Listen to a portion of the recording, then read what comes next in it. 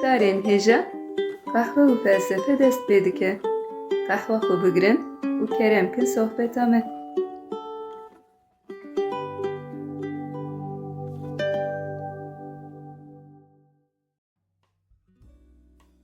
Merhaba guhdarên hêja, bi beşeke nû a qehwe û felsefeyê em careke din li pêşberî we ne. Merhaba guhdarên hêja, me dîsa qehwa xwe hazir kir û bi bernameyeke nû em dîsal pêşberî we ne. Bixêr Sezgîn. Sağ Murad, nav xêrê de be çawayê. Başim, sağ bî, îro dîsa ji bo bernameyê em hatin cem hev Belê. û em bêjin niha an du bernameyê de bêjin. Em karin jina de jî bêjin. Ev ji bo vê sezonê bernameya me ya dawî ye. Belê.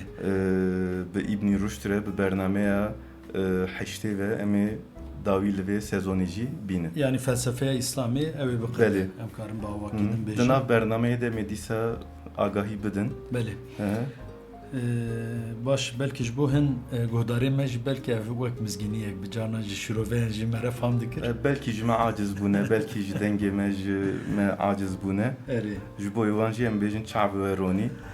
Bi Baş. sê me hûnê ji me xelas bibin. Belê belê em ê erê du ji du meha zêdetir em ê ji hev dûr kevin. Baş e. Murad du bernameyên dawî de meqala Ghezalî kiribû. Li ku jiyayê kîjan berheman nivîsine nêrînên wî felsefî çine hinek qala van mijaran me kiribû me hew dabû Ghezalî bidin naskirin. Belê meqala rexnên wî yên li ser filozofan jî kiribû. Bi taybetî nêrînên filozofên meşayî rexne dikir. Belê. Kîjan mijaran, ji ber kîjan sedeman rexne dike, me hinek qala vana jî kiribû. Piştî Ghezalî îro em ê kîjan filozofî naz bikin Murad? Em ê îro qala İbn Rushd bikin. Ji bo bernameya dawî İbn Rushd naveke baş, yani tesadüfek baş çêbû. Belê. Em ê qala İbn Rushd bikin û em ê erdnîgariya felsefeya İslamê jî hinek biguherînin. Em ê berê xwe ji roşilata navîn bidin Ewropayê, İspanyayê. Ji bajarên Bexda û İsfahanê em ê berê xwe bidin Endülüsê, Qurtubayê û Girnatayê. Pir baş dizar xwe rojhilata navîn pir germ bû erdnîgariya İslamê. û levan çenda Ewropa jî tişewite Erê rast e. Devê çaxê berî İbn Rushd li ser erdnîgariya felsefe İslamê ji te tiştek bipirsim Murad. Felsefe İslamê çawa gihîştiye Ewropayê bi taybetî jî Spanyayê? Ana gava em dibêjin felsefeya İslamê ew felsefeya ku li erdnîgariya baweriya İslamê hatiye jîn em jê re dibên felsefeya İslamê. Ev hinek jî bi şert û mercên siyasî wê demê ve girêdayî. Di dema Emewiyan de artêşa Müslümanan Afrikaya başûr bi temamî bi dest dixe ji Fasê derbasî İspanyayê dibin. Ji xwe Fas û İspanya nêzî hevin. Wê derê bi dest dixin di sala 756 de Abdurrahmanê Yekemîn li İspanyayê dewleta Emewiyan ava dike. Yani ew ciyê ku em jê re dibêjin Endülüs, piranî li başûrê İspanyayê li wir bi cih dibin û bi dest dixin. Ji 756 heya sed sala 15 nêzîkî 800 sal Müslüman li wir wek hêzeke siyasî hebûna xwe didomînin. Carna wek dewletê mezin, carna jî wek xanedanên biçûk. Dibistan û medreseyên mezin vedikin li ser felsefe, tıp, astronomî, li ser matematîkê û li ser gelek qadan xebatên girîng dimeşînin. Û ev dibistan û medrese ne tenê ji bo xwendekarên Müslümanan, xwendekarên Xristiyan û jî belê li wir dikarin perwerdehî bibînin. Filozofên wek İbn Hazm, İbn Bacce, İbn Tufeyl, İbn Rushd دوی دمی د فلسفه ده نابین گرینگن به تایبەتی İbn Rushd hem de felsefe İslamê de hem jî bi tevahî em dikarin bêjin dîroka felsefeyê de xwediyê ciyekî giring e. Murat wê çaxê wek hercar em ji jiyana wî dest pê bikin. Kî ye İbn Rushd di kîjan sala de li ku jiyayê kamî nas bikin? Di sala 1126 de li İspanyayê li bajarê Qurtubayê çêbûye İbn Rushd. Ji malbateke xwende û arîstokrat e, ji malbatekî dewlemend e. Kalê wî li Endülüsê qadiyê mezin e. piştî kalê wî dimre bavê wî dibe qadî.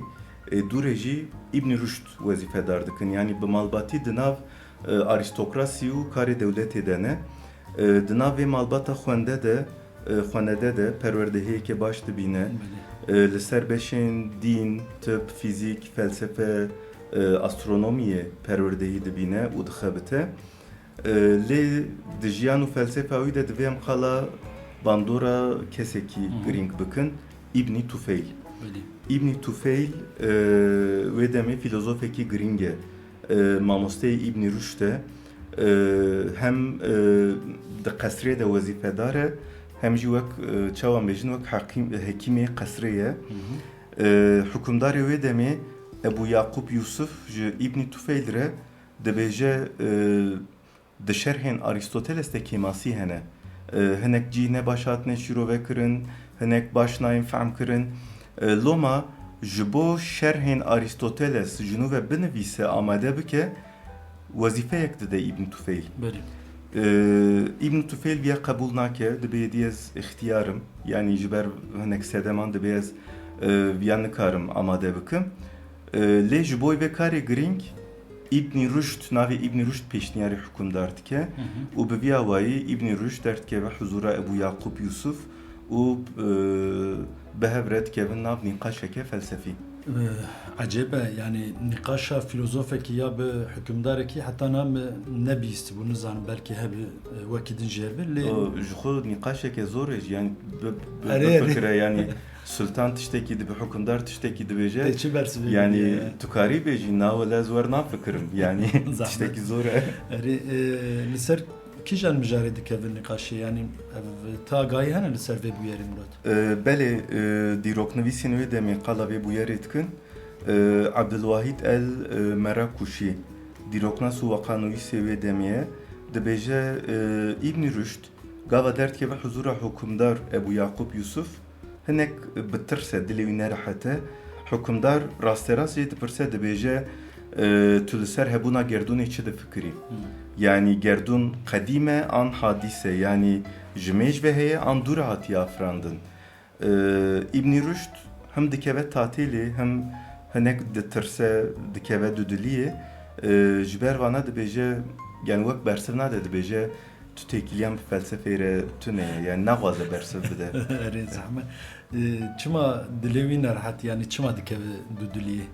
Ya piştî Ji ber hukûmdar yani ew tirsa got biskadin me behs kir. Belkî ew jî hebe lê ji ya bêtir piştî rexneyên Xezalî yên li ser filozofan li ser felsefeyê atmosfereke neyînî çêdibe.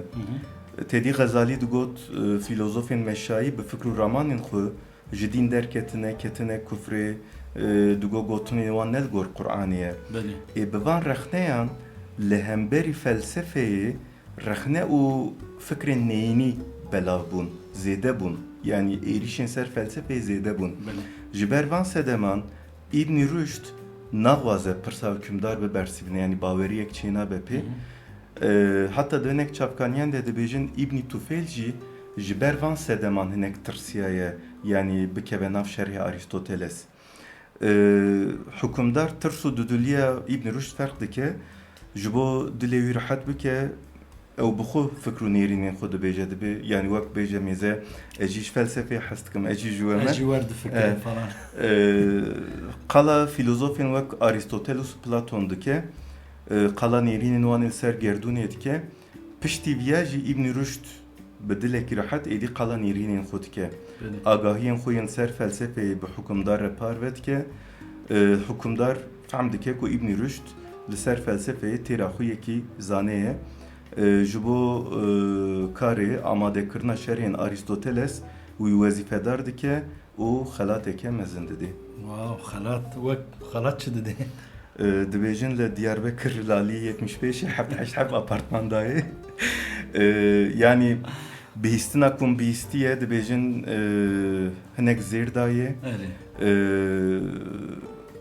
xîlatek daye wî xîlat ew e yani xiftanê xiftanekî ne ji rêzê ye hukûmdar gava bixwazin yekê yani wek çawan bêjin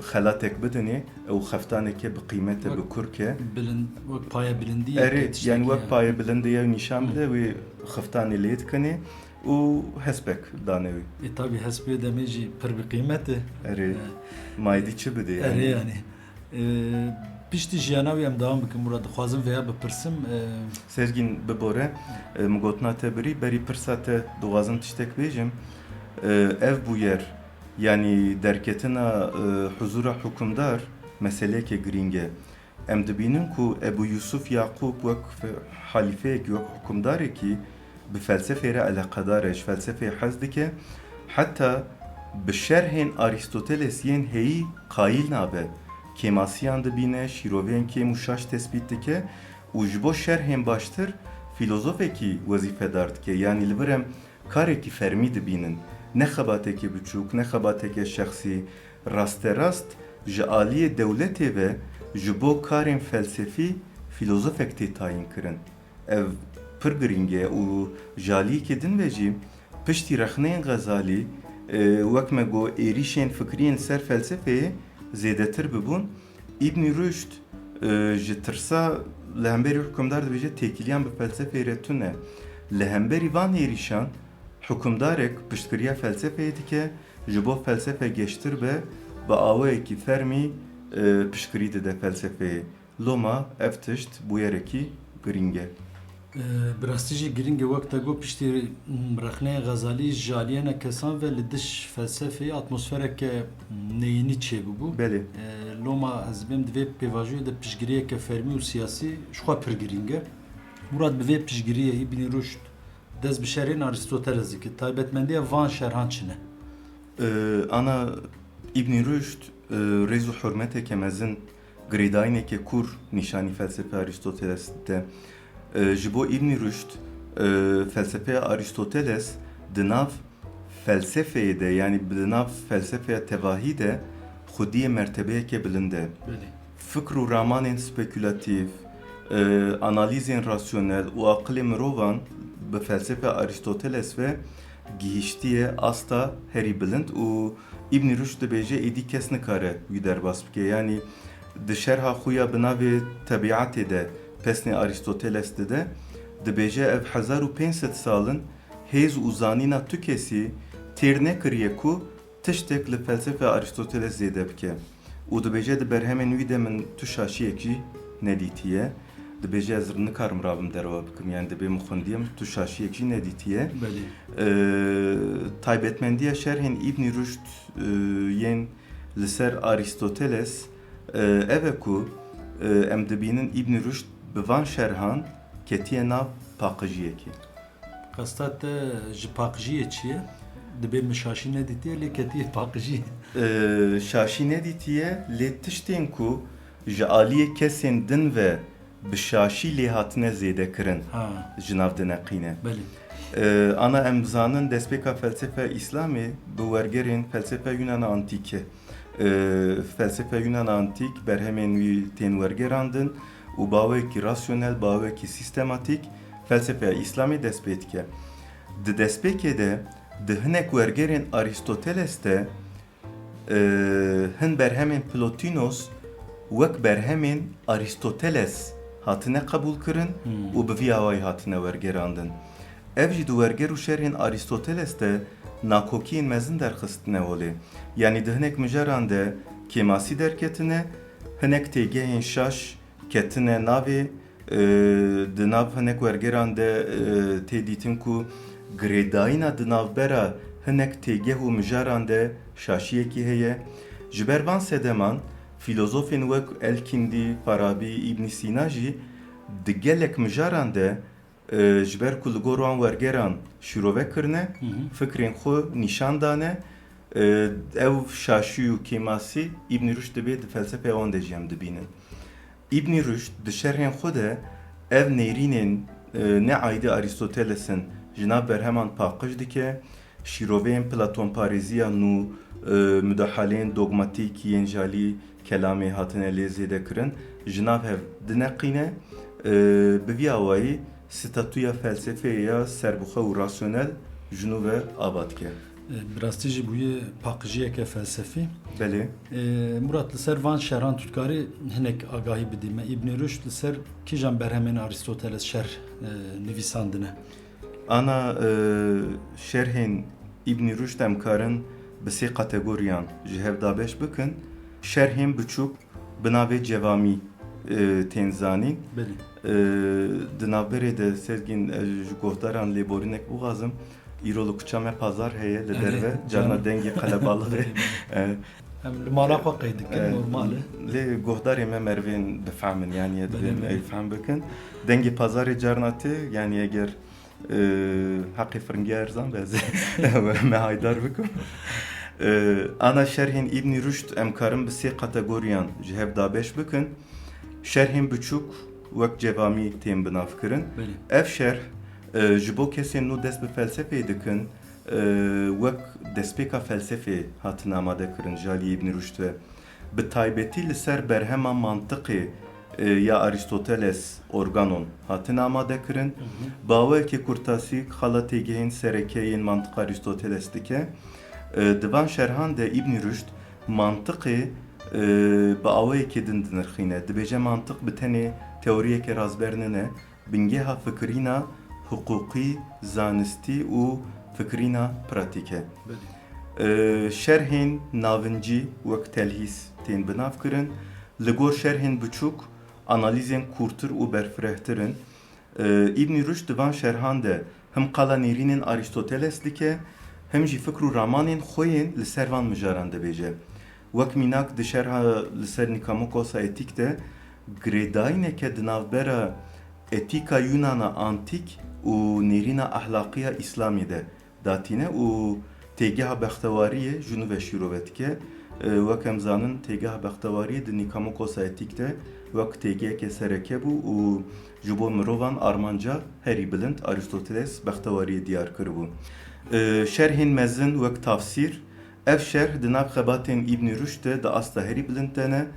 Metnên Aristoteles hebo hebo hevok bi hevok di nirxîne şîrove dike. Her argümanekî bi kurahî analîz dike. Bi taybetî di şerhên li ser metafîzik û de anîma de mijarên girîngên wek têkiliya di navbera hebûn û puxteyê de têgeha sedema ewlî hebûna Xwedê van mijaran bawekî rasyonel di nirxîne û di nav wan û teolojiya İslamê de wek girêdayînek hevsengiyeke rasyonel ava dike. Belê. Evana şerhên wî ne? Yani şîrove û nirxandinên li ser berhemên Aristoteles. Lê wekî din berhemên wî yên bi xwe hene kîjan Murat hevin? Helbet hene Qorneya ji derve hat jî tesdîq kir. Helbet hene divê bêzanîn ku İbn Rüşd ne tenê yani şerh û şîrove şerh Aristoteles şerh nekiriye. Berhemên xwe yên orijinal jî anîtiye ziman yani wek şîrovekarê Aristoteles tenê bi vêya wê divê neyê nirxandin. Di nav van berhemên wî yên girîng de faslul maqal heye. Divê berhemê de dixwaze di nav aqil û îmanê de têkiliya aqil û îmanê bawekî epistemolojîk ava bike. Berhema el keşf heye. Divra de li ger li hemberî li dijî rexneyan hebûn û meşruiyeta felsefeyê diparêze û berhema herî girîng aku em bêjin mala wî şewtan diye tehafütel felasifeye. Ji navê wê diyar e. Yani rexneyên divê berhemê de rexneyên Ghezaliyên ser filozofan hebo bersivan diye. Murat ez bi ser vê mijarê dixwazim hinek bisekirim. Ghezalî di berhema xwe ya tehafütel felasife de rexne li filozofên meşayî kiribû. Yani filozofên li ser şopa Aristoteles diçin. Di kîjan mijaran de ketine şaşiyê û di kîjan mijaran de ketine küfrê nîşan dabû me di bernameyên berê de me behsa wê kiribû. İbn Rüşd jî bersivek ji rexneyên Ghezalî re dinivîse. Belê. Tehafütel felasife. Belê. Ana Ghezalî tehafütet felasife dinivîse yani wek nakokiya filozofan em karin wergerînin. İbn Rüşd jî rexneyên Ghezalî hebo analîz dike û wan rexneyan pûç dike, rexne dike. Yani nakokiyên di nav rexneyên wî de nîşan dide. Loma tehafüt dinivîse. Yani ew tahafuta serî nakokiye, tahafutel felasife jî berhema Gazaliye. Yani nakokiyên di nav wê berhemê de. Ev nîqaşa di navbera Gazalî û İbn Rüşd de di dîroka felsefeya İslam de nîqaşeke giring e. Bandora wî hema bêje em hîn jî dibînin. Em dibêjin nîqaş lê aras nîqaşeke gıyabî ye. Di heman demê de ne jiyane. İbn Rüşd rexneyên Gazaliyên ser filozofên meşayî bersivandiye û felsefeyê li hemberî van rexneyan parastiye. Ji bersivên wî yên li dijî rexneyên Gazalî tu dikare çend mînakan bidî Murat? Ana gava meqala rexneyên Gazalî kiribû. Rexnê Gazalî mijarekê ku rexne dikir yek jî teoriya sedemîtiyê bû. Digot li gerdûnê di nav bûyeran de têkiliyeke wek sedem û encamê tunê ye, her tişt bi emrê Xwedê çê dibe. Digot gerdûn bi destê Xwedê di wextekî diyar de hatiye afirandin. İbn Rüşd bi sedemîtiya Aristoteles, bi teoriya sedemîtiya Aristoteles viya dibersîne dibêje bi zanîna sedema bi zanîna sedemê tiştek em karin wî tiştî bizanibin. Dibêje qanûnên gerdûnê li gor pergaleke rasyonel û zarûrî hebûna xwe didomînin. Eger em vê sedemîtiyê red bikin, em têkiliya sedem û encamê red bikin, dibe em ê aqil û zanînê jî red bikin û wan bêîmkan bihêlin. Mijareke din jî têkiliya di navbera aqil û îmanê de ye, yan jî têkiliya di nav dîn û felsefeyê de ye. Li gor Gazalî wahî, îman ji aqil û felsefeyê di pêş tene girîngtirin. Lê İbn Rüşd her du qadan wekev nîşan dide. Dibêje aqil û wahî yani dîn û felsefe heman heqîqetê temsîl dikin û di heman heqîqetê de du rûyên cuda ne. Bi metaforeke viya ravetke dibêje dîn û felsefe wek şîrbirayan ji heman çavkaniyên mezin bûne. Loma nîqaş û gengeşekê di nav wan de ne mümkün e. Di vê çarçoveyê de dibêje di navbera heqîqatan de dijberî çê nabe. Eger wateya wahiyan û aqil li hev neyên divê ew ayetên ku jalî wateyan ve li dijî felsefeyê derdikeve jalî filozofan ve bawekî rasyonel û mecazî bi kurahî bê analîz kirin. Murat, İbn Rüşd bi vê sekna xwe di hemberî rexneyan felsefe parastiye. Belê. Li gor atmosfera wê demê, li gor em bêjin şert û mercên wê demê mirov çawa dikare veya şirove bike vê parastinê? Di serî de meqala rewşa İbn Rüşd kiribû. Bi piştgiriya hukmdarê dewletê dest bi van xebatan dike. Yani piştgiriyeke fermî û siyasî heye. İbn Rüşd piştî filozof İbn Tufeyl dibe hekîmê qesra Endülüsê di heman demê de jî wek qadiya Qurtubayê qadiyê Qurtubayê tê tayin kirin. Yani bi piştgiriya siyasî tê meqamên bilind û bi vê piştgiriyê van xebatan dimeşîne.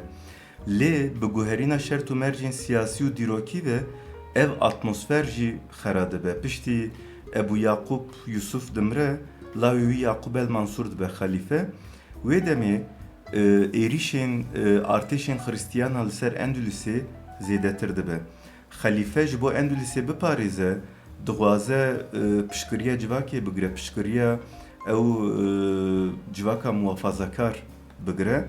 Ji ber vê piştgiriyê jî İbn Rüşd ji meqamên siyasî digirin û wî sürgün dikin. Çimkî li hemberî fikr û nêrînên İbn Rüşd wê demê di nav xelkê de dijminatiyeke mezin çê dibe.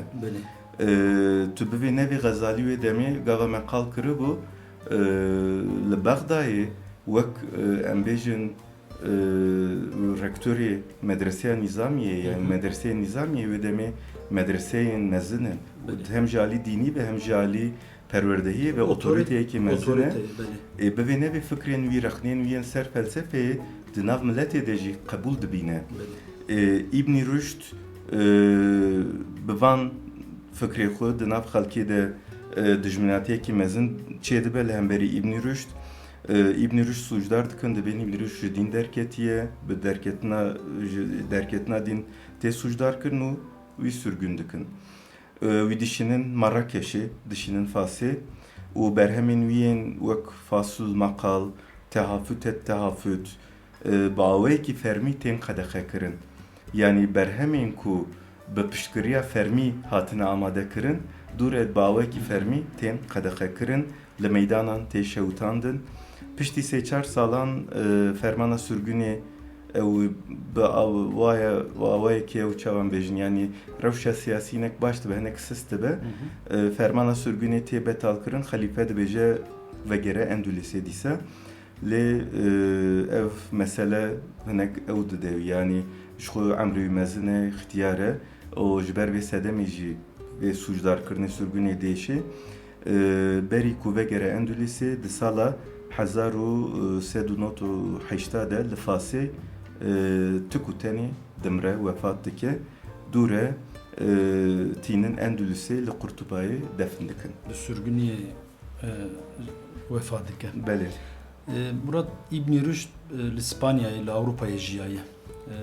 Sed salên 11 û 12 de li Avrupayê em zanin felsefeya Xristiyaniyê jiyaye, felsefe li wir jî xurt berbelav e. Felsefeya Avrupayê yan cî taybetî felsefeya Xristiyaniyê xebatên İbn Rüşd çawa nirxandiye? Yani bandorek li ser hev çêkirine yan çi tekilî nav van her du em bêjin kategoriyên felsefeyê çêbûye? Wekte got wê demê li İspanyayê Endülüs'e felsefeya Müslümanan heye, laliyekê din jî felsefeya Xristiyaniyê heye. Li vir di bernameyên berê de meqal kiribû li vir dîsa dixwazim bêjim, ana felsefeya serdema navîn ji du beşan pêk tê, felsefeya Xristiyanî û felsefeya İslamî. Lê pêşaniyeke dîrokî di nav wan de tune ye. Yani em nikarin bêjin felsefeya Xristiyanî qediya ye, dûr e felsefe İslamê dest pê kiriye. Hevçaxin. Tenê ji ber ku Xristiyanî pêşiya İslamê de hatiye, destpêka felsefe Xristiyaniyê ji felsefe İslamê pêştir e. Yani divê demê de jî em dibînin felsefeya İslamî û felsefeya Xristiyanî di heman demê de di nav felsefeya serdema navîn de em bi hev re dibînin.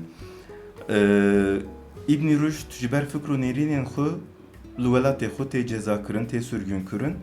Lê xebatên İbn Rüşd laliyeke din ve jî li Avrupayê di felsefe Xristiyaniyê de deriyeke nû vedike, deriyê rasyonalîzmê vedike. Berhemên wî ji erebî werdigerînin Latînî, bi vî awayî felsefeya Avrupayê Aristoteles ji nû ve nas dike, ji nû ve dixwîne, ji nû ve fehm dike. İbn Rüşd li Avrupayê wek Averroes tê nasîn, bi wergerên wî re li Avrupayê di felsefe skolastik de Averroîzma Latînî dest pê dike. Berhemên wî li zangehên Avrupayê tên xwendin piştî sed sala sêzda. Berhemên İbn Rüşd li zanîngehên wek Parîs, Oxfordê di dersan de wek çavkaniyên bingehîn hatine qebûl kirin. Yani wek çavkaniyên sereke hatine qebûl kirin. Di felsefe skolastik de wê demê çavkaniyên yekane yên li ser Aristoteles şerhên İbn Rüşdün. Helbet yên vîya qebûl nekirine jî hene. Yani çawa ku di nav Müslümanan de rexne lê hatine kirin, di nav Xristiyanan de jî rexneya dibîne. Dêra Katolik bertekeke mezin nîşan dide. Berteka herî mezin ji filozof û teologê Xristiyan Thomas Aquinas tê melser wî jî di bername çêkiribû. Thomas Aquinas rexnetke İbn Rüşd rexnetke û fikrên wî naparêze. Di hinek sûret û freskên dêra Katolîka wê demê de ev têkiliya navbera Thomas Aquinas û İbn Rüşd de baweyekî ecêb hatiye resim kirin. Thomas Aquinas bi hêbet awa wek li ser textekî zêrîn bi hêbet rûniştiye. İbn Rüşd jî di bin nigê wî de hatiye tasvîr kirin. Yani hem di nav Müslümanan de wek me got, hem jî di nav Xristiyanan de hem qîmeteke mezin dîtiye, hem jî dijminatiyeke mezin jî nîşanî wî dane. Baş Murat spasiyet dikim ji bo vanagahiyan. Spas baş. Qehwa me jî hindik ba em tên hêdî ber bi dawiya bernameya xwe heger wek gotineke dawî hem ji bo vê bernameyê hem jî giştiye ger bixwazî tiştekî bê jî kerem bike. Keremdar be pêşî li ser vê bernamê çend tiştên din jî bêjim. İbn Rüşd an jî wek ku li Avrupayê hatiye binavkirin Averroes bi xebatên xwe navekî giring e. Ne tenê di felsefe İslamê de, di felsefe Ewropayê de, di dîroka felsefeyê de xwediyê ciyekê giring yani wek sembol e. Michelangelo bela sebe di tabloya dibistana Atînayê de cih nedaye wî wek temsîlkarê dibistana Atînayê yani ekola felsefeya antik temsîlkarê wî hatiye dîtin. Di gelek berhemên edebî de jî wek navê İbn Rüşd Averroes derbas dibe. Victor Hugo di pirtûka xwe ya bi navê ew Notre Dame de Paris wek Fransızca bixwînim Notre Dame de Paris de ew Quasimodo Esmeralda qala navê Averroes dike, qala navê İbn Sina dike. Umberto Eco di pirtûka The Name of the Rose de pirtûka navê gulê em bêjin ki li ser felsefeya serdema navîn berhemeke pir baş e. Gelek caran qala İbn Rüşd dike di vê pirtûkê de. Borges di çîroka xwe ya bi navê La Busca de Averroes yani lêgerîna Averroes de çîrokek bi temamî li ser İbn Rüşd e, li ser Averroes e. Averroes İbn Rüşd di vê çîrokê de berhema Aristotelesa bi navê poetikayê werdigerîne îja di nav du têgehan de dimîne. Têgeha komedî û têgeha trajediyê de. Çünkü dibe di nav çanda Ereban de ew çanda tiyatroyê tune lomavan têgehan dibe ez ê bêjim çi yani ez ê ji bo wan çi bibînim qala vê pêvajoya wergerê dike çîrokek li ser viyaye dîsa James Joyce di Ulysses de di beşa Nestor de wek Slavek dişîne ji İbn Rüşd re niha jî İbn Rüşd li Cordobayê peykerê wî danîne bi peykerê xwe kesên diçin Cordobayê Slav dike. Belê. Spas Murat. Spas xwe Sezgîn te got qehwa me tiqede berdame tiqede lê bi rastî jî qehwa me qediye. Yani qehwe nema li malê Sezgîn. Sezon jî qediye. Loma me sezonê biqedînin. Ev bernameya me dawî bû ji bo vê sezonê. Felsefeya serdema navîn me kir du beş. Felsefeya Hristiyaniyê û felsefeya İslamê. Felsefeya Hristiyaniyê ji bernema 31 heta bernema 6 me amade kir. Ji 61 heta bernema 8 jî me felsefeya İslamê heta ji destê me hat. Me qal kir eger kemasî qusurek hebe bira efû bikin yani ji destê me viya hat. Di bernameyên pêş de het ji bo em xwe pêş ve bixin kemasî xwe temam bikin em ê hewl bidin. Bi sezoneke nû piştî havînê em ê dîsa qehwa xwe çêkin yani eger tu qehwe bînî em ê qehwa xwe çêkin û em ê dîsa serê guhdarên xwe pêşîne. Serêşiyeke şîrîn ya ne qasî. Yani ji bo serêşiya heta na tu şikayet tu gilî û gazna nekirine. Tişteke kinc dixwazim bêjim Sezgîn me felsefeya serdema navîn qedand eger pirsgirîkek çê nebe di sezoneke nû de em ê îja bi felsefeya modern bi felsefeya Rönesansê derkevin pêşberî guhdarên xwe û em ê qala felsefeya modern bikin. Belê Murat wek te got ev bernameyê me dawî bû. Bîst bername ji bo felsefeya serdema İslamê em bêjin. Me amade kir em êvî dikin bi dilê guhdarê me bin. Kemasî hebe jî wek me got em lêborîna xwe dixwazin. Em li benda şîrove û rexneyên wan bi rastî ji ev bi rexneyan em xwe xur dikin. Em karin xwe bigerînin, xwe pêşxin. Bêhêviya ku sezona bê de em dîsa hevdû bibînin guhdarê me ji dengê me bibîzin.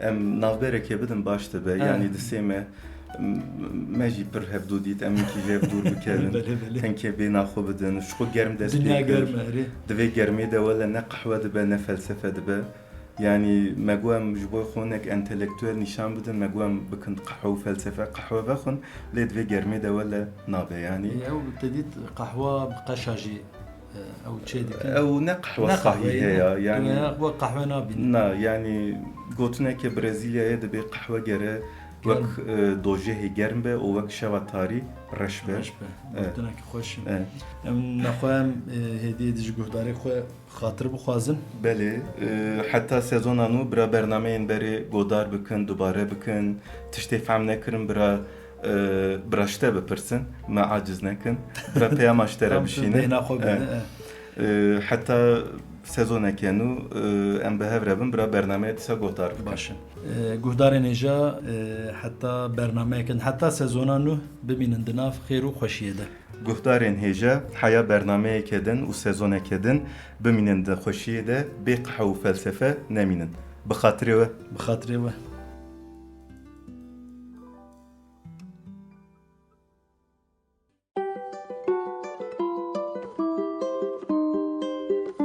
قهوه و فلسفه